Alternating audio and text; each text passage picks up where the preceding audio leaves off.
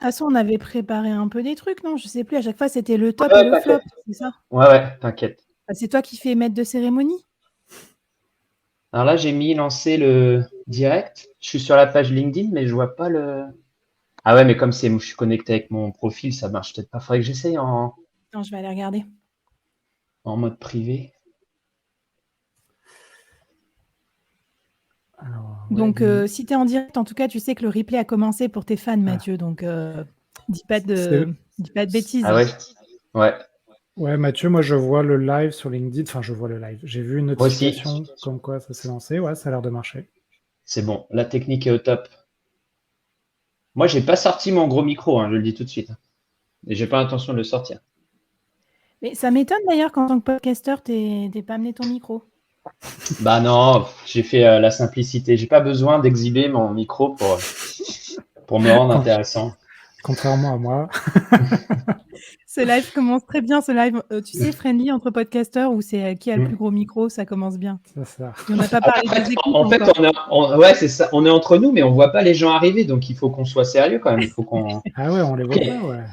Je pense qu'on attend 2 minutes et puis après on va lancer Sujet, ouais. le sujet. Ah, je vois qu'il y a Esther qui est connectée. Ouais, mettez un commentaire pour qu'on vous voit parce que ouais. je ne vois pas du tout les connecter. Ouais. Alors attends, Esther, elle nous dit hello sur le chat, mais je le vois pas sur StreamYard. Il vient d'arriver, ouais. Il y a un petit. Ah ouais, il vient d'arriver, ok, c'est bon. Il y a un tout. Bonjour Sophie. Bonjour Sandra. Hello tout le monde, c'est parti. C'est bien synchronisé entre StreamYard et LinkedIn, donc ça c'est topissime. Donc on fait un petit coucou à Patrick qui me prête sa licence StreamYard gratuitement, et ça c'est bien sympa. C'est l'esprit de communauté qui règne entre nous, trop bien. C'est ça, c'est ça. Je laisse encore un petit peu de monde arriver. C'est comme à l'apéro. Surtout les Parisiens, je pense. Les Parisiens sont rarement à l'heure, si j'ai bien compris. Donc, mais ils sont goûtés là. Hein. Ouais, c'est ça. Ils sont bloqués dans les bouchons. Bon, à Toulouse, tu as le quart d'heure toulousain qui est pas mal aussi. Hein. Ah ouais. Allez.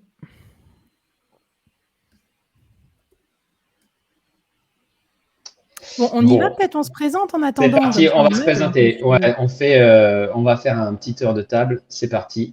Donc, moi, je suis Mathieu Poulain, le producteur de System Sales, le podcast qui donne la parole aux ingénieurs. Et en fait, j'ai fait ma première saison de podcast, une 35 épisodes. Et je me suis dit, pour avoir une saison 2 du Feu de Dieu qui cartonne, je vais aller chercher les infos auprès de professionnels. Et donc, je me suis dit, quoi de mieux qu'un petit apéritif avec Flavie et Alex. Donc, je vous laisse vous présenter. Eh ben, super Flavie. Sympa. Merci pour l'invitation. Écoute, donc moi, Flavie, pour ceux qui ne me connaissent pas, j'ai lancé un podcast en amateur il y a 2 ans qui s'appelle Le Board Entreprendre bien entouré. Et le sujet, c'est les solopreneurs. Parce qu'en fait, moi, je documentais un peu mon aventure de passer du salariat au solopreneur, c'est-à-dire le freelance augmenté de quelques activités, comme par exemple avoir un podcast, avoir un média ou avoir des produits à côté. Et puis, je vais vous parler aussi de mon 2e podcast, parce que non contente de cette première activité, j'ai lancé un 2e podcast, ce coup-ci sur le Web3.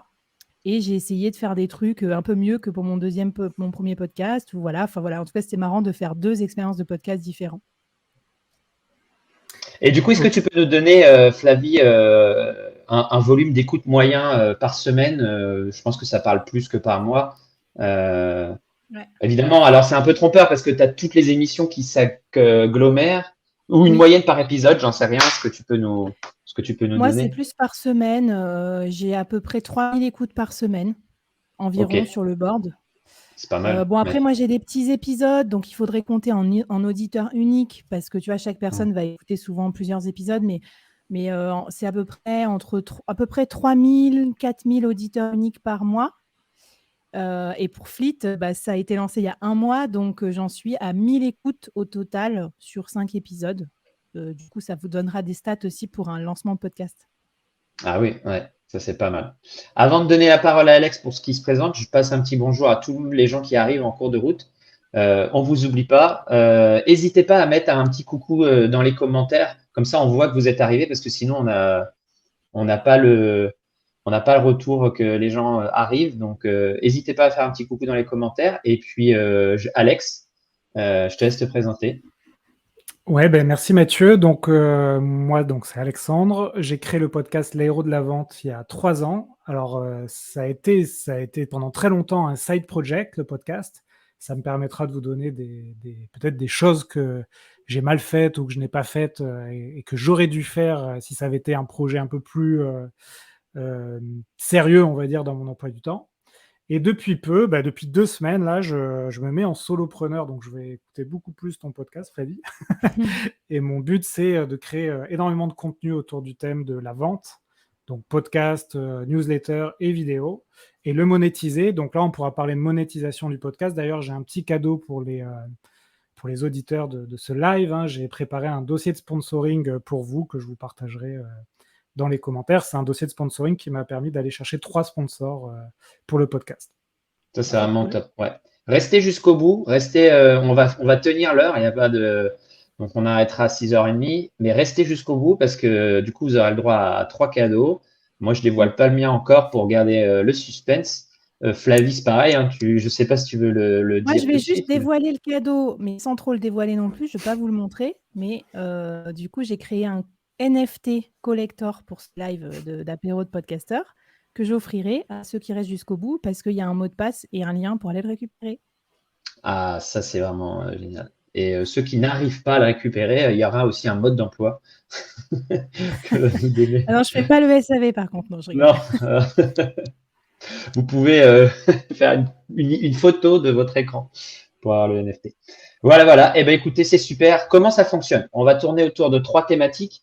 On va tourner autour de la thématique du concept, de la thématique de la croissance du podcast, croissance et marketing, communication, comment on articule un petit peu tout ça, et la monétisation. Donc, en fait, l'idée, c'est que chacun nous partage ses flops et ses tops de chaque thématique.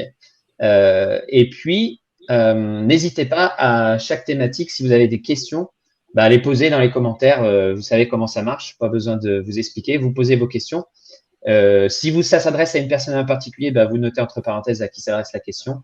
Et puis, le gentil animateur que je suis, le géo, comme on dit, se fera un plaisir d'animer tout ça.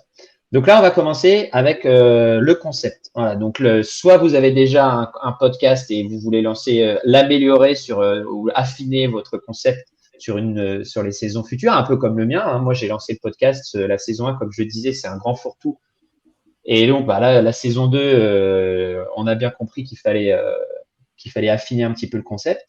Donc, l'idée, c'est par rapport à ça, ou si vous vous lancez dans le podcast, c'est de vous donner un petit peu les bonnes pratiques, ce qui est à faire et pas à faire.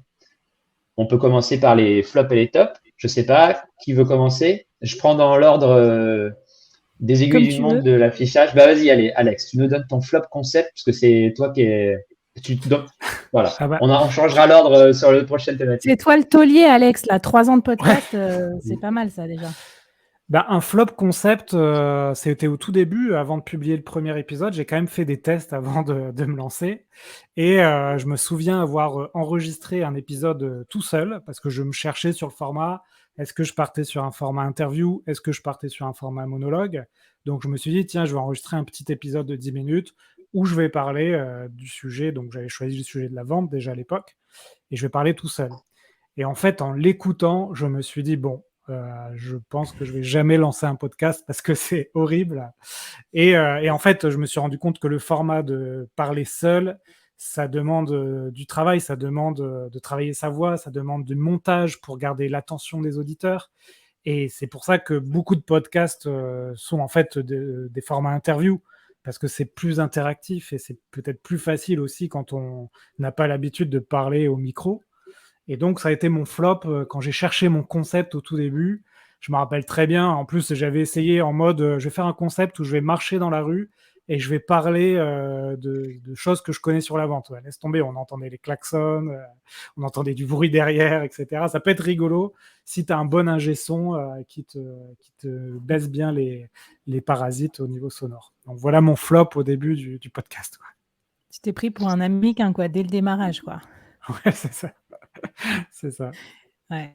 Et ben moi j'enchaîne aussi. Moi mon flop en fait c'est que j'ai fait des podcasts comme tout le monde au début. Tu vois, j'ai fait des interviews classiques de 30-40 minutes sur l'entrepreneuriat que je trouvais bien. En fait, elles étaient bien, mais le problème c'est qu'il y en a déjà 10 000 des podcasts comme ça. Donc ça c'est super dur, je trouve, de trouver un point saillant, un point différenciant qui fait que des gens qui écoutent déjà le même contenu vont écouter votre podcast. Qu'est-ce qui va faire que votre podcast, ils vont laisser une place dans leur playlist pour un copycat?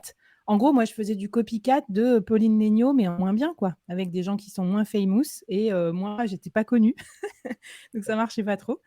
Et du coup, c'est là que j'ai eu une idée de faire des mini-séries et que j'ai fait un bêta test avec mes auditeurs parce qu'à l'époque, j'étais un peu dans les trucs de start-up et je me suis dit, attends, j'ai cette intuition que, en fait, en gros, au lieu de faire un gros épisode monolithique de 40 minutes, je fais une mini-série de 5 épisodes avec plus de narration, plus de rythme et tout ça. Par contre, voilà, j'ai l'intuition, est-ce que ça va marcher? Donc là, j'ai demandé sur Instagram à l'époque et un peu sur LinkedIn qui voulait tester. J'avais enregistré 2 ou 3 mini-séries et j'ai fait tester aux auditeurs et j'ai eu quand même peut-être une 50aine d'auditeurs et auditrices qui ont testé. Et du coup, je leur ai fait un petit typeform et on a fait des conversations aussi informelles et tout ensemble.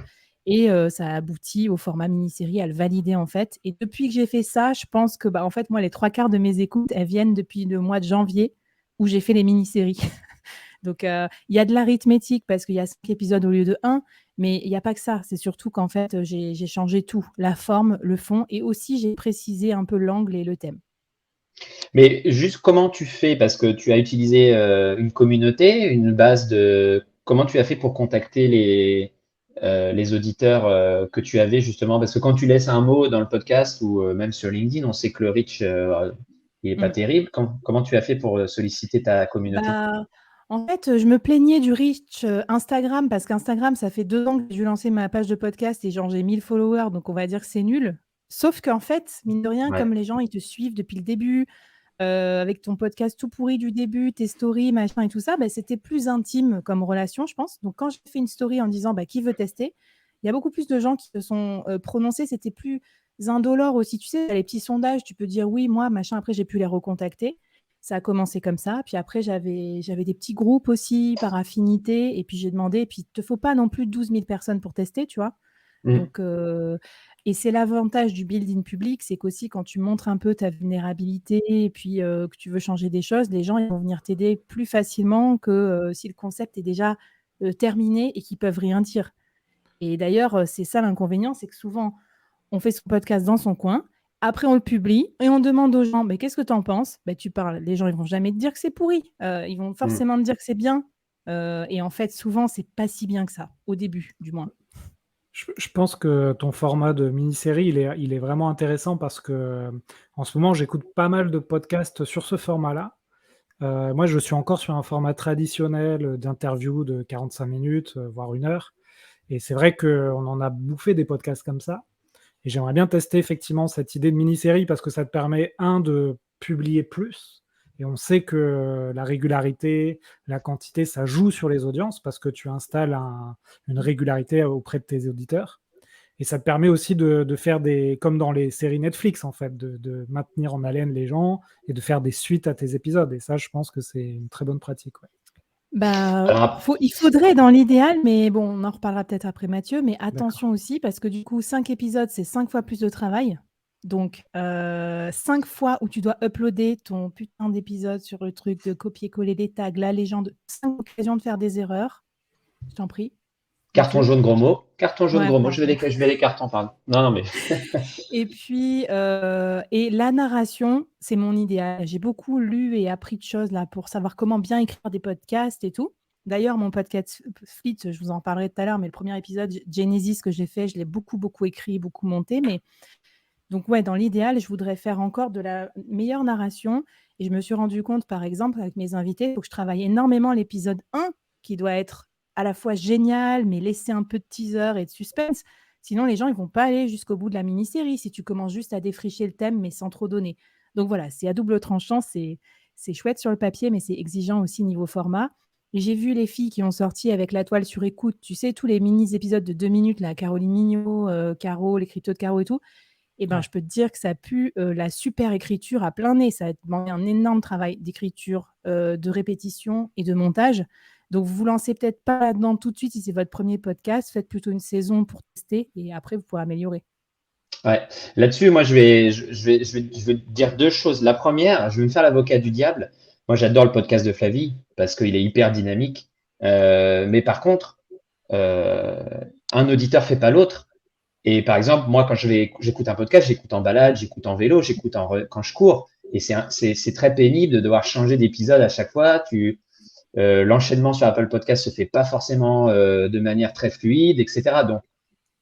Donc le format qu'a Flavie, c'est pas forcément le format gagnant. Ça dépend, comme tu le disais tout à l'heure, de l'audience de chacun. Et moi, je me rappelle quand j'avais commencé, quand j'ai créé mon podcast, j'ai envoyé un message à Mathieu Stéphanie sur LinkedIn. Alors Mathieu, il est super cool parce qu'il répond beaucoup à ces messages. Et je lui ai dit, écoute Mathieu, c'est quoi le format idéal pour toi d'un podcast? Parce que toi, tu fais des épisodes de 2-3 heures et ça cartonne. On me dit que le temps d'attention des gens, c'est 20-40 minutes. Flavie, c'est une superstar avec des shots de 5 minutes. Donc, et vous savez la réponse qu'il m'a donnée? Il m'a dit, il n'y a pas de bonne réponse. Il faut faire ce que tu as envie de faire. Il faut prendre du fun. Donc, voilà, c'est un peu la réponse de Normand, mais... Tu sais, ça c'est pareil sur l'histoire de créer une communauté avant son podcast, ça pourrait vous aider parce que comme ça, vous allez savoir ce qui se passe dans la vie de vos auditeurs.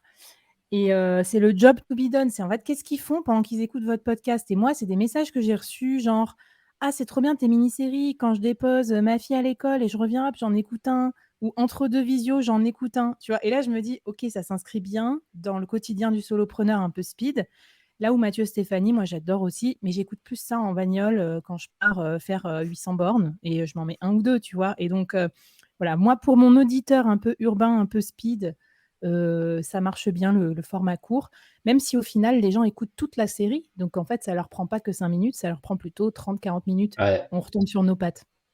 Ça marche.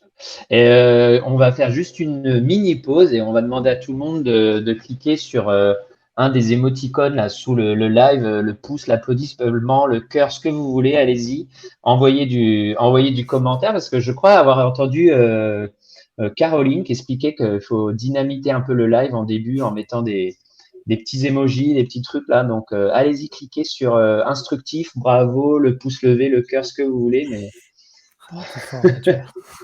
Ah, je sais. Donc, on a un petit commentaire de Sandra. Merci Flavie pour l'inspiration. Tout le monde le voit. Sandra, il n'y a pas de questions. Donc, je propose de continuer.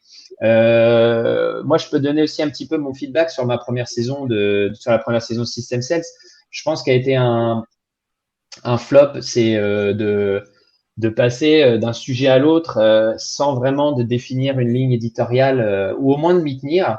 Moi, ce que je voulais, c'était donner la parole aux ingénieurs et en fait, je voulais traiter de la vente parce que j'avais le nom System Sales. Je voulais traiter de la transition écologique. Je voulais donner la parole à des entrepreneurs. Et puis après, j'ai agrandi un peu le panier parce que je me suis dit, ah, en invitant tel influenceur qui est ingénieur, bah, ça va me faire du trafic. Donc, bah, tiens, je vais parler de copywriting, je vais parler de style, voilà. Ça a été un peu le fourre-tout, même si chaque épisode est intéressant et moi, je les ai tous trouvés hyper canons. Je pense qu'on s'est perdu un petit peu en cours de route et j'ai pas trouvé mon audience parce que il y a des gens purs ingénieurs qui m'ont dit, bah ouais, mais moi, j'ai bien aimé les épisodes avec les ingénieurs CEO parce qu'ils avaient un super parcours. Et puis, il y a ceux qui sont venus que pour la vente qui m'ont dit, j'ai bien aimé parce que ça parlait de vente, mais les autres épisodes, je m'y retrouve pas. Donc voilà, ça, je pense que ça a été un des flops. Les trucs Et canons, d'ailleurs, bah, je me permets, pardon, je pense qu'Alex, ton podcast, il marche bien aussi. Moi, je l'écoutais quand j'étais directrice commerciale parce qu'il a un persona très, très clair. C'est en gros le directeur commercial. Voilà, de PME, de grosse boîte ou même de start-up. Après, tu varies un peu la dimension, mais ça marche très bien. Et moi, j'avais eu le même problème que Mathieu. j'avais un persona pas du tout clair, parce qu'au début, le board, c'était presque un peu le board comme le COMEX en entreprise quand j'étais dirigeante, et ça parlait plutôt aux dirigeants. Et en fait, je me suis rendu compte que ce que je voulais, moi, c'était créer un board pour les gens qui n'ont pas la chance d'en avoir un, donc les solopreneurs. Et là, quand j'ai assumé ma posture qu'en fait, ça parle que de solopreneurs pour les gens qui sont tout seuls et qui doivent tout faire tout seuls, du coup, ils doivent se taper du marketing, des finances, du LinkedIn et tout, bah, tout de suite, ça a décollé aussi. Ouais. Je pense que c'est une des difficultés de beaucoup de créateurs, hein, c'est de se dire ok, je vais au début me nicher, trouver ma niche pour finalement trouver mes auditeurs. Mais en même temps, quand tu trouves ta niche, tu te limites aussi. C'est vrai que des fois, tu as envie de parler d'autre chose que juste d'un sujet. Et moi, en fait, effectivement, au début, j'ai fait des sujets très ventes, toujours avec des directeurs commerciaux, des commerciaux, etc. Et maintenant que ça tourne, que j'ai des auditeurs fidèles, etc., je me permets d'aller voir des gars. Par exemple, la semaine prochaine, j'interviewe un gars qui est spécialiste YouTube. Et le gars, il m'a dit, mais moi, j'y connais rien en vente. Je lui dis, oui, mais c'est peu importe. YouTube, ça peut t'aider à développer des ventes. Et là, j'arrive à sortir de ce thème unique qu'est la vente. Et tant mieux, parce qu'après 3 ans, faire 150 épisodes sur la vente, tu peux te dire, bon, est-ce qu'on ne répète pas un peu toujours la même chose? Et donc là, je peux me permettre, je pense, d'avoir des sujets peut-être un peu plus mainstream. Mais au début, la première année, je me suis concentré sur la vente. Et d'ailleurs, le titre du podcast, Les héros de la vente, c'était aussi une stratégie. C'était d'être identifié comme le podcast sur la vente. Et du coup, là, je pense que tout à l'heure, on parlait des fails. Là, c'est une des choses, une bonne pratique que j'ai appliquée. Ouais. Trouver sa niche et la suivre. Je rebondis parce que pour mon deuxième podcast, du coup, j'ai fait une stratégie beaucoup plus niche. Donc, le Web3, c'est vaste. Donc, on peut tout faire sur le Web3. On peut expliquer ce qu'est un NFT ou on peut aller dans un cadre d'usage précis. Et j'ai dit à Marie, qui a créé le collectif Fleet, dont je fais partie là, on va faire des saisons. Et en fait, chaque saison aura un univers, un persona, une cible et une ligne éditoriale dédiée. Donc ça, c'est cool en fait aussi. Vous pouvez jouer avec les saisons. Ouais. Et moi, ma première saison, vous allez voir à quel point elle est niche. Je suis allée interviewer 10 freelances du Web3 qui font 10 métiers différents, de développeurs Web3 à crypto-comptable en passant par artistes NFT. Je suis allée les interviewer pendant 30 minutes. Donc, c'est des épisodes classiques sur la forme. Mais voilà, le fond, c'est pour toutes les personnes qui se chauffent pour bosser dans le Web3 et qui se disent quel métier je peux faire, où est-ce que je peux me reconvertir. Du coup, c'est super précis comme cible. Et c'est ce qui m'a aidé aussi à le monétiser rapidement, contrairement au board. Ouais, donc pour résumer, hein, si vous êtes dit vous êtes un peu pas très à l'aise sur quelle thématique vous allez prendre, peut-être prendre une thématique, une niche, faire un nombre d'épisodes peut-être assez réduit sur la première saison, peut-être 10 épisodes, 15 max, et puis après basculer sur une deuxième saison avec une autre thématique qui s'adresse peut-être à un persona. Alors je sais pas, tu changerais de persona d'une saison à l'autre, peut-être pas, mais là on peut changer de thématique. Ou est-ce qu'on change aussi de persona sur une deuxième saison? C'est un peu risqué, on risque de perdre la première audience. Non, mais tu peux prendre des personas qui sont pas trop éloignés de ton premier persona. Moi, c'était les directeurs commerciaux. Après, j'ai pu m'adresser aux entrepreneurs. Finalement, quand tu es entrepreneur, tu es vendeur aussi de ta boîte. Donc, tu vois, tu peux faire des petits écarts comme ça. Ok. Alors moi, aussi, la question d'ailleurs, pardon, j'allais dire, je pense que je préfère le... Voilà, il y a mes enfants qui sont arrivés, j'espère que ça va pas être trop le bazar. Je préfère le principe de faire des saisons séparées que de faire des formats mélangés. J'avais testé ça aussi, tu sais, un peu comme Pauline Legnaud qui fait un coup une interview, un coup un bouquin, un coup un machin. Ça, je trouve que ça fait peut-être plus d'écoute, mais ça passe moins bien, c'est moins lisible. Ouais, je comprends. Et ok, écoutez, je sais pas si quelqu'un a une question par rapport à ça, n'hésitez pas à la mettre dans le chat. Moi, par rapport au fait de démarrer, ce qui est intéressant aussi, je sais pas ce que vous en pensez, c'est peut-être comment on peut trouver ses premiers invités et puis amorcer la pompe, parce que quand on commence à contacter des gens qu'on veut avoir absolument, il faut peut-être les garder pour les épisodes 5, 6, 7 parce qu'ils ont vu qu'il y avait déjà des premiers épisodes et qu'on leur met un petit peu, on leur met la trame, on leur montre comment ça se passe, on dit que c'est déjà lancé, on n'attire pas les mouches avec du vinaigre, quoi, comme on dit. Donc, est-ce que vous avez des petits tips par rapport à ça? Comment trouver ses premiers invités? Et si on veut du lourd dès le départ, quels conseils vous pouvez donner, quoi? Ouais, moi, j'ai 2 conseils là-dessus. Les 2-3 premiers invitez des gens que vous connaissez bien, avec qui vous entendez bien, parce que vous allez sans doute être moyen, vous planter, avoir des problèmes de son, etc. Ça, c'est un des fails dont on pourra parler, les problèmes de son ou les bugs. Et ensuite, deuxième conseil, c'est de prévoir au moins, je pense, les 7 premiers invités, de les enregistrer, parce que, d'ailleurs, c'est un post LinkedIn que j'ai fait cette semaine, mais 90% des podcasts s'arrêtent au bout de 3-4 épisodes. Donc, si vous avez enregistré 7 épisodes, vous êtes déjà dans les 10% des podcasts qui ont publié plus de 4 épisodes. Donc ça, ce sont mes 2 conseils que j'avais eu déjà à l'époque, il y a 3 ans, que j'ai suivis. Et puis, vous allez voir si ça vous plaît ou pas, si vous avez un petit peu d'audience, même si je pense qu'il ne faut pas trop regarder au début les audiences. Et après, voilà, vous serez sur les bons rails ou vous arrêterez parce que c'est trop d'énergie, trop de temps pour quelque chose qui ne vous plaît pas. Ouais, Ok. c'est clair. Ouais, vas-y, je t'en prie. Non, vas-y, réponds à la question. Non. Écoute, moi, je vais être trash sur le coup des invités. Alors, moi, je suis contre les invités fame et tout. C'est bon, ils me saoulent. En fait, non, mais si tu veux, on entend toujours les mêmes noms dans tous les mêmes podcasts. Et en plus, quand c'est disproportionné, vous êtes un podcasteur débutant, vous avez un mec qui a de la fame, il va jamais repartager votre podcast. Donc, en fait, quand tu t'es fait ghoster 1 fois, 2 fois, 3 fois par des invités, on est d'accord, ça nous est tous arrivé autour de ces micros. Donc, tu dis, c'est mort. Enfin, moi, franchement, j'étais dégoûtée. J'ai fait un épisode sur la rhétorique avec un influenceur bien connu dans le domaine qui avait des milliers de followers sur YouTube. Le mec, il n'a même pas répondu à mon message où je lui disais coucou, ça va, genre, t'es pas mort. Donc, à un moment, stop. Et du coup, après, moi, j'en ai fait un peu ma marque de fabrique où, en gros, je vais dégoter des gens qui ont du fond et peu importe ce qu'ils font. Et des fois, j'interviewe quelqu'un sur un sujet qui n'a rien à voir avec son taf parce que je sais qu'il a mené ce projet-là et que c'est intéressant pour les solopreneurs.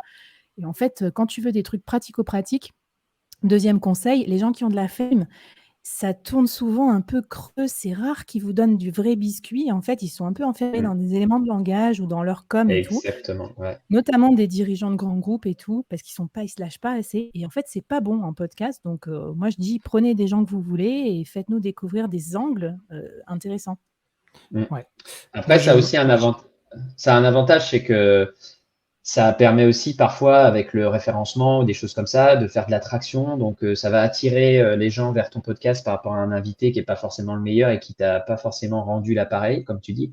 Mais derrière, il va tirer et puis les gens vont peut-être découvrir ton podcast par ici. Donc, peut-être au tout début, essayer d'en instiller un petit peu. Mais comme tu dis, Flavie, attention, ils sont souvent enfermés dans un storytelling qu'ils vont répéter sur tous les épisodes. C'est pas très intéressant. Et puis, je pense qu'il faut pas attendre grand-chose en retour parce que moi, c'est pareil, j'en ai fait 2-3. Et les 2-3 m'ont dit, ils font pas de pub sur les podcasts sur lesquels ils partent. C'est-à-dire, ils font pas de post, ils font pas vraiment de pub autour. Et puis derrière, comme tu dis, même pas un commentaire ou quoi. Mais ça, on va aussi en parler, c'est important et ça va nous faire une transition pour la suite. C'est sur comment la croissance et le marketing de vos épisodes. Moi, je me permets de commencer, j'enchaîne pour les flops et les succès. En fait, moi, j'ai remarqué que peut-être 70% de mes invités n'avaient pas communiqué sur mes épisodes et j'ai pas eu que des stars. La raison, elle est simple, c'est que je leur ai pas donné de plan de communication. Et ça, c'est vachement important. N'oubliez pas que vous interviewez peut-être des gens qui sont hyper occupés ou alors qui sont pas à l'aise avec les réseaux sociaux ou d'autres choses. Donc moi, ce que j'ai fait pour un tiers des épisodes, c'est qu'à la fin de l'épisode, je leur envoie un plan de com en disant tel jour, tu me fais un post où je vais poster, tu réponds. Le lendemain, c'est à toi. Voilà, vous leur écrivez le script, ce qu'il faut mettre dans le post. Et là, boum, à chaque fois, pour ce tiers-là, j'ai eu des démarrages ultra canons sur les épisodes. Je ne l'ai pas fait encore, mais je me note là. Je me note ça là. Moi, je peux dire que ça a été un fail sur la partie croissance parce que, en fait, comme c'était un side project, je voulais que ce soit organique et je voulais pas non plus passer trop de temps à suivre les invités, à leur dire poste ce message sur LinkedIn, fais une promo et tout. Donc, en fait, je leur disais juste que le podcast était publié et qu'ils pouvaient liker mon partage sur LinkedIn. Et en fait, ça, je pense que c'est un peu dommage de... Ah, petit portable. C'est un peu dommage parce que, en fait, je suis en train de le faire cette semaine. C'est-à-dire, j'ai demandé à mes 100 invités, 105 invités, de faire un post sur LinkedIn. Et là, je crois qu'il y en a une vingtaine, une trentaine qui l'ont fait. Et j'ai vu tout de suite un effet sur les audiences du podcast. Là, le rank sur Apple Podcast a explosé. Et donc, je me dis, bon, c'est tout bête. C'est une pratique qui a l'air... c'est du bon sens, en fait. Et donc voilà, je pense que c'est quelque chose, effectivement, préparer un mail en amont pour préparer l'épisode et un mail en aval pour promouvoir l'épisode. Et après, juste une dernière remarque et qui peut aider à la croissance, c'est ces fameux invités stars. Moi, j'ai différentes expériences. C'est que j'ai invité quelques invités que j'admirais un peu, notamment Mathieu Stéphanie ou Jean de la Roche-Brochard, qui fait beaucoup de podcasts aussi.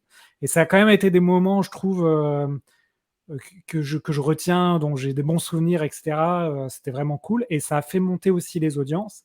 Alors après, la face un peu, on va dire, négative, c'est que c'est vrai qu'après, c'est des invités, ou notamment d'autres invités auxquels je pense, qui vont passer dans tous les podcasts. Et du coup, à un moment donné, j'ai eu l'impression que je sortais un épisode avec un invité un peu connu dans le monde des startups. Et après, avant ou après, il sortait dans tous les podcasts qui avaient attrait au business, à l'entrepreneuriat, à la vente. Et je me disais, bon, en fait, on fait un peu tous la même chose. Je me démarque pas trop. Et donc, effectivement, là, Flavie, j'ai voulu aller voir des gens, par exemple, un agent immobilier qui m'explique la vente dans l'immobilier, tu vois. Et ça m'a appris des choses. En fait, je dis, il faut faire les deux, parce que moi, j'ai aussi des bons souvenirs avec des gens fame, genre, tu vois, Nina, elle m'a vachement poussé mon podcast, Nina Ramen, Caroline Mignot. Mais c'est des meufs que je respecte aussi pour le fond, leur travail, leur réseau. Tu vois, en fait, il ne faut pas aller sur la ligne où, genre, tu commences à prendre juste pour la fame, mais pas vraiment pour le fond. Et évidemment que Mathieu Stéphanie, il est toujours le bienvenu parce qu'on le kiffe pour tout ce qu'il fait comme travail en général et pour les podcasts. Donc, et moi, j'ai trouvé une petite astuce, je n'avais pas pensé avant. Maintenant, je demande à mes invités aussi de mettre une note sur le podcast, tu sais, sur Apple Podcast. Parce qu'en fait, je suis trop bête, je ne sais pas combien j'ai eu d'invités, plus de 100. Et j'ai que 94 avis sur Apple Podcast. Pareil, alors, ils n'ont pas tous d'iPhone, mais c'est quand même 65% des écoutes, les iPhones. Donc, bon. Donc, en gros, je n'ai pas du tout fait assez au début de demande de commentaires, en fait. Sur ça. Et ça, c'est un bon point, justement, bonne question. C'est quoi vos appels à l'action? Je me garde une autre question sur la communication sur les réseaux sociaux. J'ai un point là que je veux absolument vous donner. Moi, j'ai un truc, une astuce qui fonctionne super bien. Je vous la donne dans 5 minutes. Mais vous, vos appels à l'action, justement, vers les auditeurs, c'est quoi? Qu'est-ce qui fonctionne? Je vais te donner un exemple en live. Depuis que je fais des lives là, du board, le board in public, où je fais la cobaye et qu'il y a des experts du board qui viennent faire un truc en live sur LinkedIn, à chaque fois, je demande à tous les invités du live, ceux qui sont présents, et du coup, je vous demande à vous aussi qui regardez le live ou le replay, d'aller sur le podcast Le Board, de mettre 5 étoiles et de me laisser un petit mot pour me remercier. Ensuite, ils m'envoient un screenshot et moi, je leur envoie un cadeau. Alors là, par exemple, je vous enverrai le lien vers le NFT pour le télécharger, le collector. Puis même si vous ne voulez pas de cadeau, vous êtes sympa, on vous a fait passer un bon moment. Du coup, voilà. Et du coup, c'est sympa. Franchement, après chaque live, j'ai 3-4 commentaires et tout. Et des gens qui, grâce à ça, découvrent le podcast, deviennent auditeurs. Donc voilà, je vous partage ça. Ouais, alors moi, je pense que je suis pas très bon sur cet exercice. Je suis toujours un peu pudique, donc je dis likez l'épisode, abonnez-vous, etc. Mais je force pas trop et des fois, je me dis il faudrait le faire à l'américaine, c'est-à-dire les mecs qui répètent 15 fois dans l'épisode abonnez-vous à l'épisode, likez le post, partagez-le. Moi, bon, c'est un truc, il faut que je m'oblige à le faire, mais c'est vrai aussi que des fois, j'ai l'impression de polluer un peu les gens, etc. Mais il paraît effectivement que c'est une bonne pratique qui permet, tu parlais des likes sur Apple Podcast, c'est pareil, après 3 ans, tu vois, je dois avoir 105 likes sur Apple Podcast et pourtant j'ai eu 250 000 écoutes, toi. Donc tu te dis, bon, c'est un peu dommage de ne pas avoir poussé un peu plus la chose, quoi. Qu'est-ce qui plaît justement aux algorithmes? Moi, je sais, j'ai un critère, c'est sûr, j'ai vu, c'est la régularité et la fréquence. Bon, alors, si vous pouvez, évidemment, on rêverait tous de faire un épisode de 40 minutes par jour et les diffuser en continu. C'est pas possible. Mais ce qui est sûr, c'est que la régularité et la fréquence sont des facteurs qui sont pris en compte. Oui. Tu veux enchaîner? Attends, alors effectivement, c'est une des règles, mais pas que sur le podcast, hein, sur toutes les plateformes de contenu, c'est de poster régulièrement et si possible d'instaurer en fait une habitude avec tes auditeurs. Ils savent que tu vas publier tel jour ou tous les 5 jours ou toutes les semaines. Ça aussi, moi, c'est quelque chose. Bon, j'ai toujours gardé une fréquence de 2 ou 3 épisodes par mois, mais je n'avais pas de date forcément de parution. Là, je vais tester, je vais dire tous les 10, 20 et 30 du mois, je vais poster un podcast. Donc, je vais tenir ça jusqu'en janvier. On va voir si ça fait évoluer les choses. Mais il paraît que c'est une bonne pratique. Et on revient aussi à la partie des petites séries. Et effectivement, quand tu publies un peu plus, ça plaît aux algorithmes quand tu publies plus. Donc voilà, ça, c'est 2 bonnes pratiques à avoir en tête. Et il y a Céline là sur L'invité peut donner son avis sur Apple Podcast, mais aussi sur une recommandation sur LinkedIn ou Trustpilot, si vous en avez un. Bah ouais, il faut. Et ça, c'est une très très bonne transition vers ce que je voulais dire, c'est que si vous avez des réseaux sociaux, alors évidemment c'est toujours la même chose, faut pas s'éparpiller parce que c'est très très dur de monter une communauté sur vos réseaux sociaux. Mais vous avez une communauté LinkedIn, vous avez peut-être une communauté Twitter, Instagram, un deuxième réseau social favori. Et ben cette communauté-là, elle augmente avec le temps. Donc des fois, ça vaut le coup de refaire de la promo sur vos anciens épisodes pour que vos nouveaux followers ils aient conscience que vous avez un podcast, que vous avez fait des super invités avant. Et il faut surtout pas négliger ce qu'on appelle les intérêts composés, l'effet boule de neige. À un moment donné, vous grossissez une communauté, vous faites de la promo. Moi, par exemple, pour vous donner, là, j'essaye de développer beaucoup mon compte Twitter, donc ça fonctionne bien. Et ben, je poste en ce que j'appelle en evergreen canal, c'est-à-dire que j'ai une liste de posts comme ça qui représente les 30 épisodes. J'utilise Meet Edgar ou il y en a d'autres qui le font, mais j'utilise Meet Edgar. Bon, Meet Edgar est payant, mais Meet Edgar, vous lui dites voilà les 30 posts à poster et en continu dans le temps, tous les jours ou toutes les semaines selon la fréquence, il poste un tweet avec le podcast et des gens qui vont vous découvrir sur Twitter parce que vous avez commenté un post, un politique ou peu importe, pouf, il va tomber sur votre profil, il va tomber sur un épisode. Voilà, c'est ça, faut pas négliger cet effet un peu boule de neige dans le temps de la promotion des épisodes. Ça s'arrête jamais en fait. T'as super raison. Je pense, moi, j'ai pas le temps de le faire parce que je publie trop. Donc, en fait, j'ai trop de contenu neuf. Comme je fais une mini-série toutes les semaines, qu'il pleuve, qu'il vente, qu'il neige, je fais jamais de pause et tout. Donc, du coup, l'inconvénient, c'est que je peux pas repurposer le contenu, alors que ça marcherait très bien. Et moi, je gâche beaucoup de travail parce qu'en fait, des fois, je pense à faire une quote, des fois un carrousel, mais j'ai pas le temps de faire pour tous les épisodes toutes les semaines. Et du coup, vous pourriez prendre un rythme moins soutenu, mais distiller votre contenu, faire des teasers, faire des petits bouts d'audio, des petits clips, ça serait sympa, ça aussi. Ouais, c'est du boulot, mais effectivement, moi, je me pose la question en ce moment, là, je regarde tous les outils pour recycler du contenu. Je me pose aussi la question jusqu'à présent, j'ai fait que de l'audio. Et j'aimerais bien tester le format vidéo, faire un peu comme ce qu'on fait, alors soit en live ou soit pas en live, mais format vidéo, mine de rien, maintenant, ça te permet d'aller sur YouTube, d'aller sur tous les TikTok, Instagram, Facebook, Short, etc., de découper ça. Donc ça demande un boulot énorme, mais comme depuis une semaine, je me mets à 100% dessus, pourquoi pas, quoi. Ouais, c'est vrai qu'on n'est pas à 100%, faut le dire aussi pour tous ceux qui nous écoutaient. Moi, j'ai commencé un side project, j'étais en CDI.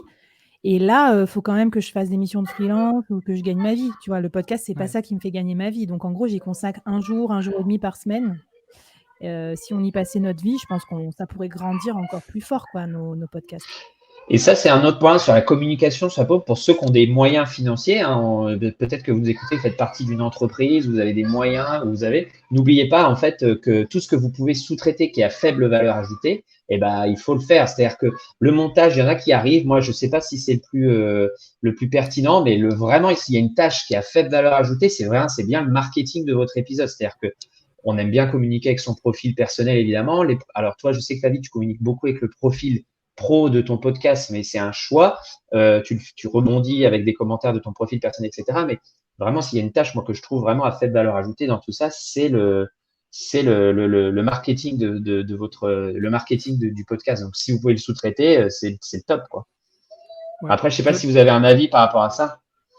Alors moi, j'ai sous-traité la partie montage pendant une période. C'était une période où j'avais vraiment beaucoup de travail et je voulais continuer à publier, mais bon, il fallait que je me décharge un peu.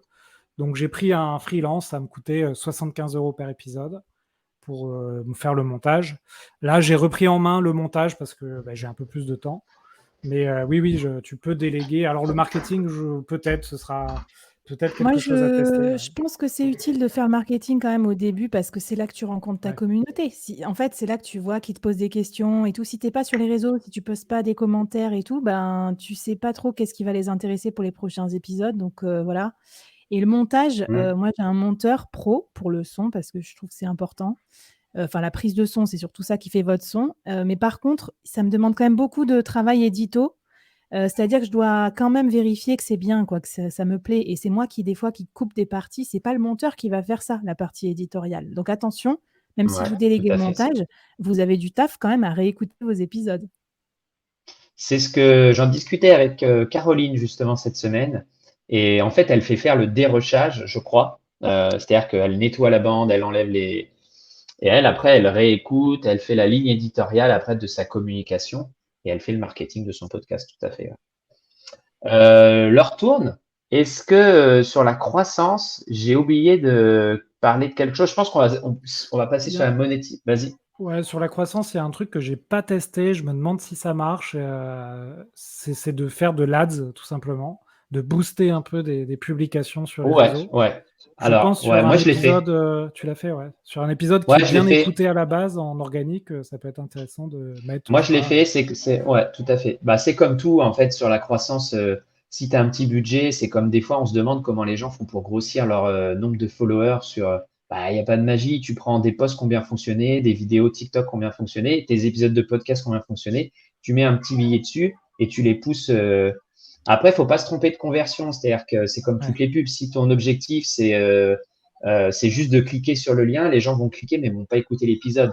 Par contre, donc il faut bien travailler en ads. Hein, là, il faut prendre 5 minutes pour réfléchir à quel événement de conversion vous voulez associer ça. Quoi. Ça peut être simplement avoir des followers. Hein. Je vais faire une mini-série bientôt avec Moni sur ça, sur la pub. Et parce qu'en fait, moi, l'idée, c'est que j'ai envie qu'il me montre comment je pourrais faire moi de la pub sur le board et si ça vaudrait le coup, parce que je crois que c'est pas cher, mais comme tu dis, il faut voir quel est l'objectif. Moi, j'ai quand même un petit conseil à donner. Moi, je passe 90% de mon temps à produire le contenu, tout ça. Et je pense que c'est une erreur. J'avais entendu une cliente qui m'a dit que les grosses boîtes de podcasts, genre Louis Média, tout ça, ils passent 25% du budget du client à produire les épisodes et 75% à faire la promotion. Donc, en gros, il faudrait qu'on passe 3/4 de notre temps à promouvoir, le quart du temps qu'on a passé sur l'épisode. Donc, je ne le fais pas. Ouais. C'est ça. C'est un super point. Alors, moi, je ne peux pas laisser de commentaires dans le fil, là, donc je vous dis juste, voilà, très bien. Flavie, c'est un super point, on passe. Ouais, c'est la promotion, c'est un truc de ouf. Si vous faites du ads, moi, j'ai une petite astuce, c'est qu'oubliez pas que les gens si vous avez un podcast hyper ciblé et que vous faites du ads dessus et que ça fonctionne, après, les gens qui auront été cliqués ou visité votre site, vous pouvez les retargeter pour faire de la pub, pour de la newsletter, du produit, etc. Donc, c'est jamais perdu. Les gens, vos auditeurs, vous pouvez aussi les traquer à travers du ads. On aime ou on n'aime pas. Moi, je vous donne l'astuce. Hein, c'est voilà. C'est pour ça que vous voyez partout, Mathieu. Sur Instagram, ça. sur LinkedIn, partout. Mais moi, après, on m'a coupé mes vivres, donc j'ai arrêté.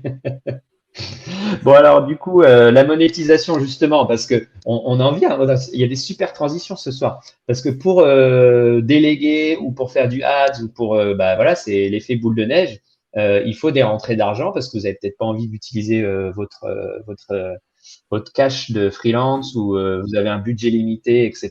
Donc, comment on monétise et quelles sont les bonnes et les mauvaises pratiques? Alors, vas-y, Flavie, je commence par toi. Commencer par la mauvaise pratique, si vous voulez, parce que moi, je m'en suis pas du tout occupée assez tôt. Donc, le board, je le monétise pas. C'est-à-dire, j'ai pas de sponsor, en tout cas, parce que j'y ai pas pensé, en fait. Et j'y ai pensé qu'au bout de 2 ans, c'est quand même grave. Alors qu'en fait, j'aurais pu le sponsoriser avant. Ça aurait été juste rapporter moins d'argent. Et du coup, j'ai fait un dossier de sponsoring, comme nous propose Alex, là. Et c'est cool. Et en fait, déjà, j'ai eu plein de conversations. J'ai pas encore eu des trucs vraiment ficelés. Et par contre, pour Fleet, j'y avais pensé. Et j'ai dit, je lance la saison que si je trouve un partenaire. C'est pour ça que j'ai fait un truc très ciblé. J'ai trouvé comme partenaire des gens qu'on adore. En plus, l'école de la blockchain, Alira. Donc forcément, eux, ils sont intéressés par les gens qui vont se reconvertir dans la blockchain ou qui se tâtent à y aller. Donc c'était le super persona. Donc même si j'ai que 1000 écoutes, c'est 1000 personnes prêtes à investir dans leur formation. Donc je suis sûre que pour eux, c'est tout bénef. Par contre, l'inconvénient aussi du sponsoring de podcast par rapport à d'autres, moi j'avais bossé pour du sponsoring d'autres médias, de la pub, du brand content et tout, c'est que c'est pas facile à traquer parce qu'on ne peut pas traquer les liens d'un podcast. Il y a très peu de personnes qui vont cliquer dans le lien dans la description. Ils vous écoutent au volant ou en faisant du skate ou je sais pas trop. Et donc, c'est plus de la notoriété un peu. Ouais. Ouais, vas-y. Et juste, moi, j'ai une question à Flavie là-dessus. Excuse-moi, Alex. Garde au chaud ton commentaire, si tu peux, le perds pas. Flavie, justement, le podcast, ton deuxième podcast, il n'avait pas encore été lancé. Il n'avait pas ses écoutes. Il n'avait pas son volume d'auditeurs. Qu'est-ce que tu donnes à manger à ton sponsor? Qu'est-ce que tu lui dis? J'ai fait des prévisions quand même par rapport à ce que j'imaginais être les écoutes. Et je lui ai donné aussi une maquette un line-up de métiers, des mots-clés, du contenu que j'allais publier. Enfin, tu vois, en fait, j'ai quand même build un petit peu une sorte de crédibilité autour du truc. Donc, un vrai projet ficelé avec vraiment une maquette aussi, avec des pré-montages pour qu'il entende quand même à quoi ça allait ressembler. Canon. Je vois Alex qui trépigne. Vas-y, je te redonne la parole. Non, je regarde justement pour mettre dans... Moi non plus, j'ai pas accès aux commentaires, donc je passe par mon téléphone pour aller sur LinkedIn et je regarde pour mettre dossier de sponsoring, mais c'est bon, je pourrais le mettre à la fin. Oui, en fait, la créateur économie, là, c'est l'économie des créateurs, c'est en train d'exploser sur tous les réseaux. Le podcast, c'est intéressant parce que vous avez une relation qui est assez forte avec les auditeurs, les gens qui vous suivent, parce qu'ils vous écoutent parler, pendant très longtemps, souvent, contrairement à d'autres réseaux où ils swipe. Et sponsoriser des podcasts, certes, c'est compliqué de traquer les résultats, etc. Par contre, c'est de plus en plus un bon move, et de toute façon, Spotify, Google Podcast s'y trompent pas, investissent des milliards d'euros. Joe Rogan, il a un contrat avec Spotify de 30 millions de dollars, je crois, par an, pour ne pas aller sur d'autres plateformes que Spotify. Et donc, les acteurs de la pub et de la rémunération des créateurs s'orientent de plus en plus vers les podcasteurs parce que l'audience y est très quali. Et donc, pour monétiser, on revient un peu au sujet du début, c'est bien effectivement d'avoir une niche parce que c'est plus facile d'aller monétiser un podcast qui a peu d'audience mais qui est très niché, plutôt que d'un podcast, par exemple, d'humour, où finalement, vous allez toucher plein de monde avec votre humour, mais comment vous faites pour monétiser ça? C'est moins évident. Et donc, moi, par exemple, pour vous donner un exemple, j'en suis à mon 3e sponsor. Et je vais simplement voir des entreprises qui s'adressent aux commerciaux, et par exemple, les CRM, les logiciels pour les commerciaux. Et finalement, j'envoie très peu de mails. J'envoie 3-4 mails de prospection, et j'ai souvent 1 ou 2 réponses positives. Donc là, ça, depuis 1 an, je sponsorise le podcast. Alors, j'ai fait l'erreur, comme toi, Flavie, d'avoir attendu 2 ans et 80 épisodes pour me mettre à aller chercher des sponsors. Et je crois que si demain, je refais un 2e podcast, je le ferai avant, en disant, voici mon projet, est-ce que vous voulez partir avec moi sur ce projet ou pas? Et donc, voilà. Vas-y, je t'en prie. Et donc, pour le dossier de sponsoring, moi, ce que j'avais fait, c'est que j'avais demandé toujours au fameux Mathieu Stéphanie un exemple de son dossier de sponsoring. Il me l'avait gentiment envoyé. Et ensuite, je l'ai mis à ma sauce.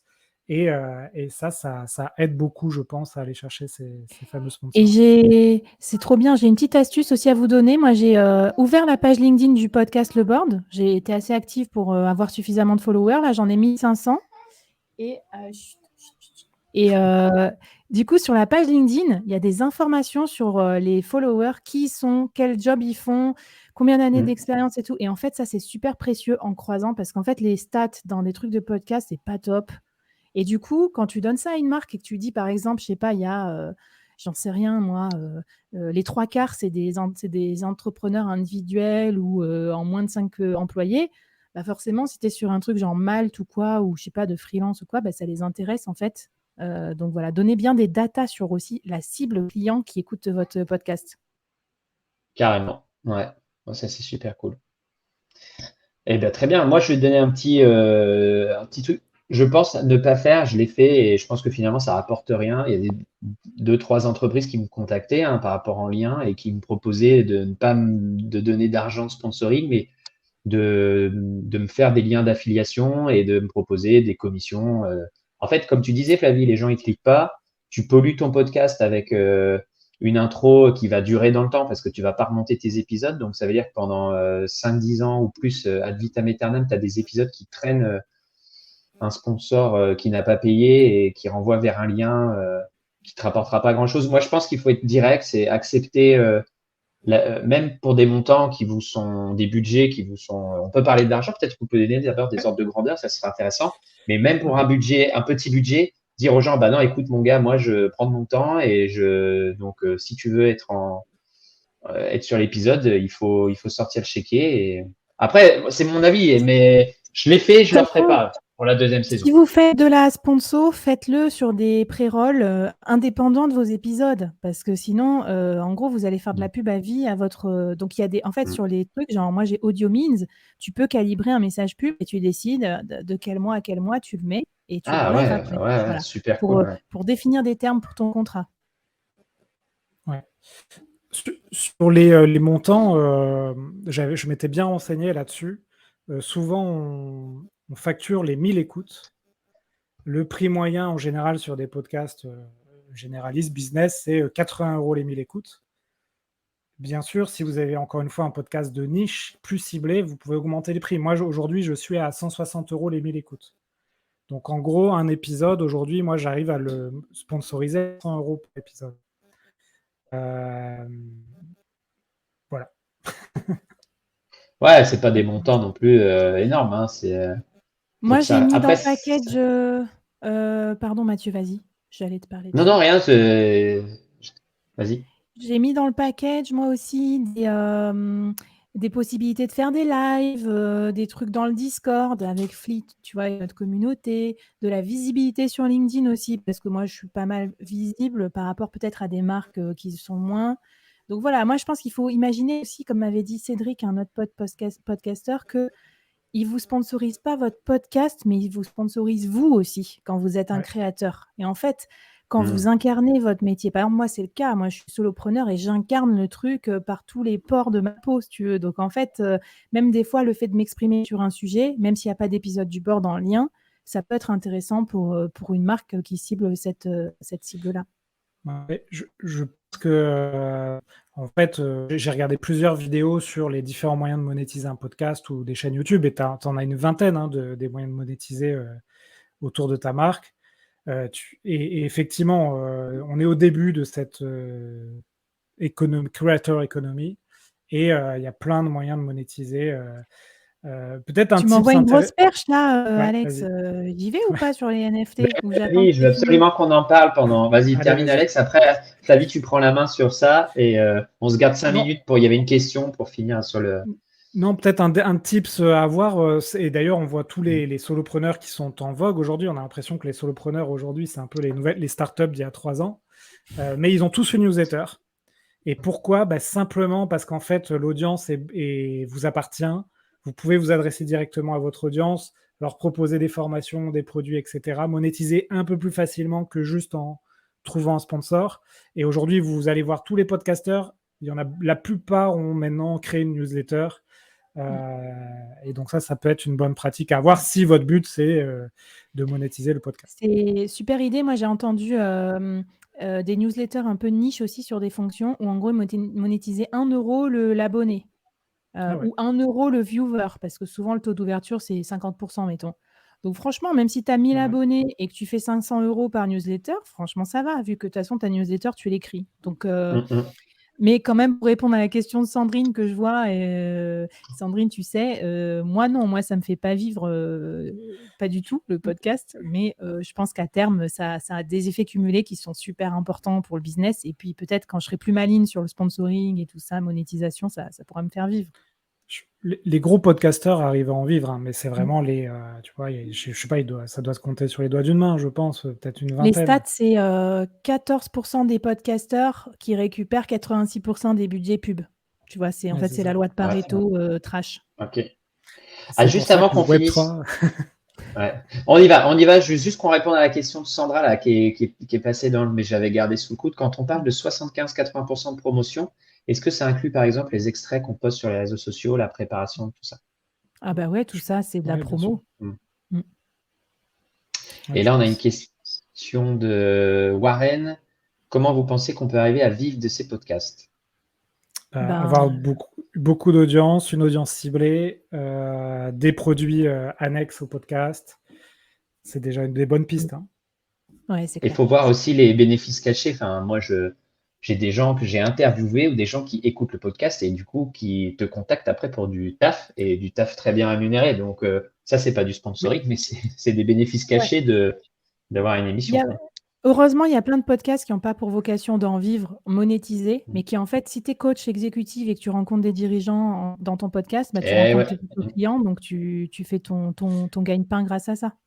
Ouais, c'est plus facile d'aller voir un dirigeant en lui disant « je vais vous interviewer pendant 30 minutes » plutôt que de vous dire « je vais vous vendre un produit ». Donc, ça peut être une bonne idée. Ouais. C'est une grosse machine à réseau, le podcast. Moi, c'est ce que je dis toujours. Ouais. Et donc, Warren, tu nous lances Je finis sur ça Allez, quand vas-y. même. Alors c'est tout récent, mais donc si vous écoutez Fleet, et je vous mettrai le lien de mon épisode pour écouter au moins la narration que j'ai essayé de faire et tout.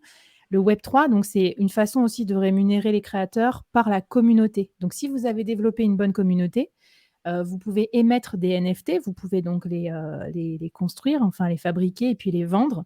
Et donc en fait, les NFT, c'est comme un peu des cartes de membres ou des cartes de soutien ou du crowdfunding. Et les gens, dans le cadre des podcasts, vont les acheter pour percevoir certains bénéfices, faire partie de votre club, avoir des épisodes privés, j'en sais rien. Un qui a développé sa plateforme de ça, c'est Carlos Diaz de Silicon Carnet. Je vous conseille d'aller suivre si ça vous intéresse. Ça s'appelle Uncut. Et en fait, il permet aux podcasteurs d'émettre les NFT en no-code. Donc, on prend une image, on fait ce qu'on veut et on peut vendre des NFT comme ça. Et moi, je vais en vendre bientôt. Là, je présente à ma communauté sur Discord demain. Et je pense que ça va sortir la semaine prochaine. Et en fait, j'ai décidé, moi, d'en émettre 50 à 100 euros. C'est les founding members du board. Alors, attention, moi, ça fait 2 ans qu'ils sont là, qu'ils me suivent et tout ça. Et donc, ça va être mon comité média partagé, quoi. Et en fait, les 50 qui seront avec moi dans ce truc, ben, ils pourront donner leur avis sur les invités, les saisons. Je leur réserve aussi plein de surprises. Voilà, donc c'est à la fois soutenir un podcasteur et en même temps faire partie d'un club un peu privé. C'est vraiment un produit super cool et vous pouvez attacher plein de différentes utilités ou pas d'utilité ou juste faire une collab avec un artiste, par exemple, des belles pochettes. Voilà, et c'est trop cool. Ouais. Tu as une question. C'est quoi les NFT Tu as 30 secondes. Allez, on rempile pour 1 heure. Non, mais je ne peux pas répondre à cette question. Patricia, mais si tu veux, j'ai fait un live avec Carlos sur mon profil, justement, où on raconte ce que c'est les NFT et à quoi ça peut aider les podcasteurs. Mais en gros, imagine que c'est comme une carte de membre digitale que tu vas pouvoir émettre et les gens vont pouvoir te soutenir. Et là, du coup, tu n'as plus besoin, tu sponsorises pas ton podcast en étant une pub, mais tu fais payer ta communauté. Alors, dans certaines proportions, parce que les gens, ils sont pas prêts à payer autant pour un podcast que ce qu'ils payent pour Netflix. Donc, il faut bien mesurer ce que tu donnes en échange. Non-fungible token pour la traduction. Et en gros, c'est un fichier numérique qui est infalsifiable parce qu'il est sur la blockchain. Et là, après, encore un gros mot et on arrête là. Mais sinon, tu vois, tu as par exemple Laurent Brouat qui est podcasteur aussi. Lui, il a fait c'est un Patreon. Donc en gros, c'est un site où les gens lui donnent des tips. Et il explique que si vous me tipez un certain montant, vous faites partie de ma communauté et j'ai besoin de votre feedback. Et effectivement, créer une communauté, alors après, ça prend du temps d'animer une communauté, mais ça peut être intéressant, notamment pour recevoir du feedback, des idées d'amélioration. Moi, je le fais par ma newsletter, j'aimerais bien le faire plus d'ailleurs, mais c'est idéal quand on est un créateur d'un contenu, c'est d'avoir un retour le plus objectif possible, même si c'est pas facile, tu l'as dit Flavie, que les gens, en général, quand tu te plantes, ils te le disent pas. Et d'ailleurs, ils te le diront peut-être. Je vous conseille aussi d'avoir un espace de communauté parce que, tu vois, une newsletter un peu, mais ils peuvent pas parler entre eux. Et du coup, moi, j'ai créé le Discord du board où les gens peuvent se parler entre eux. C'est encore un peu timide, tu vois, on est peut-être, je sais pas, 150 et puis les gens ne connaissent pas trop Discord, mais je suis sûre que dans 1 an, ça parlera bien là-dessus. Et en fait, moi, mon rêve, c'est que tous les gens qui écoutent le board, je sais qu'ils ont des points communs, ils sont solopreneurs, donc ils kifferont parler ensemble et du coup, qu'ils se parlent entre eux. Et parce que moi, et là, ils me mettent dans leurs AirPods, mais ils se connaissent pas entre eux. Donc voilà, on crée cette communauté-là. Et c'est en ça qu'aussi les NFT, c'est cool parce qu'avec un NFT, je vais pouvoir créer des channels privés pour ces gens-là. Ils vont pouvoir accéder directement comme un contrôle d'accès. Donc c'est vraiment hyper sympa. Et je vais vous copier-coller le lien pour aller télécharger le NFT collector de ce live. Il vous donnera accès à rien, mais ce sera un petit souvenir. Et si vous n'avez pas encore ouvert de wallet et tout ça, c'est l'occasion de vous lancer et ça ne vous coûtera rien, bien sûr. Voilà, je vous envoie ça.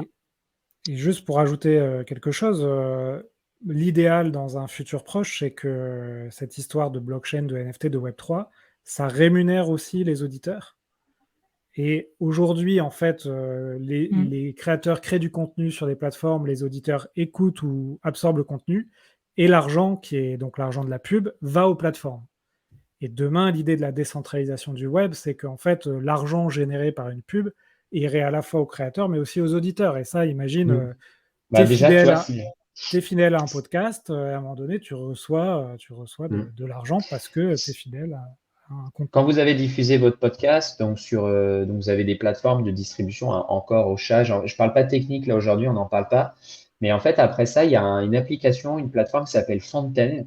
Et en fait, ils récupèrent les flux de votre podcast. Et en fait, il y a une communauté très active sur les cryptos et le Web3. Et en fait, les auditeurs peuvent vous tiper, vous donner un pourboire en Bitcoin directement, en fait. Donc ça, c'est intéressant parce que les gens, en fait, vous donnent pas d'argent, ils vous donnent du Bitcoin. Donc il faut avoir effectivement faut connecter un wallet. Mais moi, je trouve ça super sympa et ça reste dans l'esprit de pionnier. En fait, Juste, je pense. Ouais. je te coupe, pardon, juste pour vous dire qu'il y a un mot de passe pour récupérer le NFT. Je vous ai envoyé le lien dans le chat. Donc, vous cliquez, vous ouvrez votre wallet, tout ça sur le site et il y a un mot de passe. Je suis en train de le chercher. J'espère que je ne l'ai pas oublié. Donc, je vous le donne. C'est tout attaché, sans majuscule, rien. Les meilleurs podcasteurs du monde. Avec un S, un meilleur? Les meilleurs, avec un S, podcasteurs ERS à la fin et pas EURS du monde. Les meilleurs podcasters du monde. Le mot de passe le plus long du monde aussi. Exactement, le plus long du monde, mais ça, c'est pour rajouter un petit peu de game.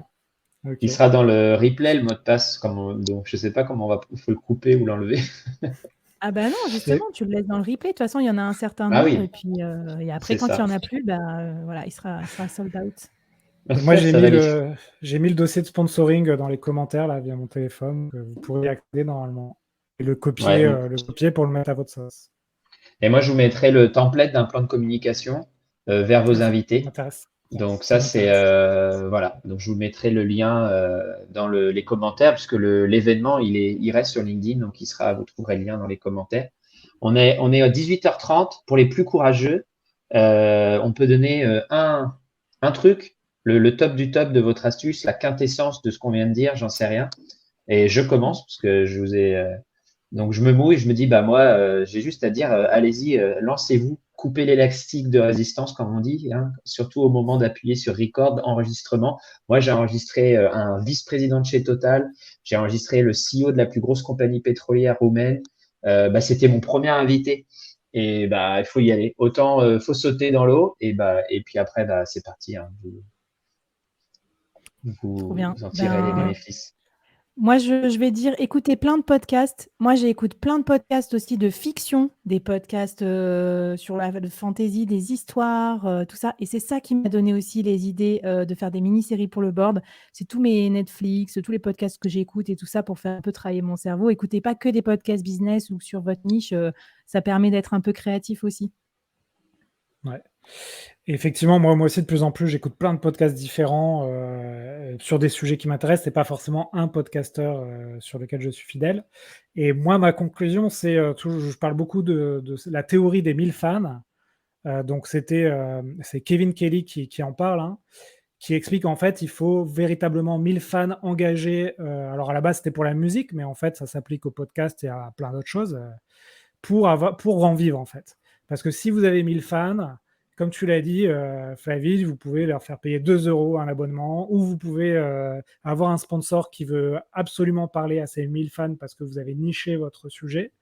Et donc, si votre objectif, c'est de vivre du contenu, il faut essayer de viser ces 1000 fans. Et sur un podcast, ça peut se faire, je pense, avec une bonne stratégie au début, un bon objectif, quelques épisodes bien faits et des bons invités. Et les 1000 fans, on peut y arriver avec les bons conseils. 1000 fans. Je me permets de répondre à la question, vous interviewez en physique ou à distance? Moi, j'ai fait les deux. Je me suis attelé de prendre des invités autour du Havre, de ma région, pour justement pas avoir toujours les mêmes têtes parisiennes Et c'est top. Franchement, l'interview en physique, en présentiel, c'est un autre exercice que à distance. Et moi, je conseille, c'est un gros kiff. Hein. J'ai interviewé un brasseur près de chez moi, j'ai interviewé un CEO de start-up, j'ai interviewé et c'est un gros kiff. Franchement, le faire en vie. Vous partez avec votre micro. Je crois que Flavie, toi aussi, tu as fait du micro-trottoir. Ouais, alors moi, je suis pas du tout un gros kiff sur l'enregistrement en présentiel parce que ça me demande trop d'efforts, en fait, de déplacement, de concentration. Je trouve qu'on est déconcentré du podcast alors que j'aime bien être chez moi avec mon bon son, mon truc, mes notes et tout. En fait, c'est très préparé quand même les podcasts. Par contre, j'ai pris mon petit micro-cravate et des fois, je fais des hors-séries où je vais voir les gens, je leur pose des questions et tout. Et pour mon podcast Web3, j'étais allée demander c'est quoi le Web3 dans un event de start-upper et je me suis trop marrée. Et maintenant, je prends l'habitude souvent sur mon iPhone d'enregistrer des petites bribes de son, de trucs drôles et tout, parce que ça va me servir dans la narration de certains podcasts un peu collector plus tard. Pas mal. Moi, pareil, je faisais beaucoup d'interviews physiques avant le Covid avec mon micro, mon enregistreur. Et depuis, je fais quasiment tout à distance. Et en fait, je préfère parce que c'est quand même de la préparation, les interviews en présentiel. Tu as plus de chances de te planter aussi avec le matos. Et ça prend plus de temps. Voilà.